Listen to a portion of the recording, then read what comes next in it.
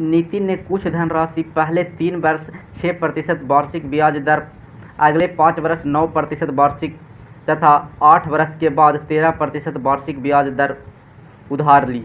यदि 11 वर्ष के अंत में उसे कुल ब्याज 8,160 रुपया भुगतान करने होते हैं तो उधार ली गई राशि बताएं। मतलब कह रहा मूलधन बताने के लिए कह रहा, तो 100% का वैल्यू निकालते हैं, मूलधन हमको पता चल जाता। तो सिंपल तरीका है इसको सोल्व करने का। देखो पहले 3 वर्ष के लिए 6% पर दिया गया है, तो पहला जो 3 वर्ष के लिए है 18% ब्याज आ जाएगा।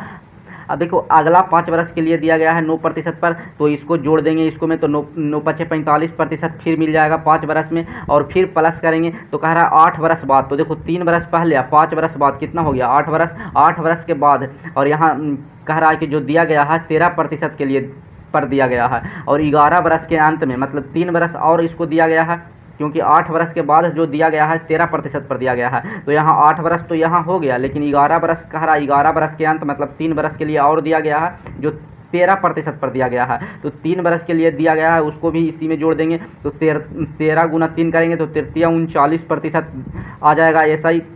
तो ये जो आ गया 11 वर्ष का, ये 3 वर्ष का है, ये 5 वर्ष का है, और ये 3 वर्ष का है। तो टोटल 11 वर्ष का जो आ गया ये सही परसेंटेज में इसको जोड़ देते हैं, तो जोड़ेंगे तो 102% आ जाएगा। तो जोड़ने पर 102% आ गया। अब यहाँ कह रहा है कि 8,160 रुपया भुगतान किया है कुल ब्याज, तो कुल ब्याज का वैल्यू दिया हुआ है और प्रतिशत में हमको कुल ब्याज का वैल्यू पता है।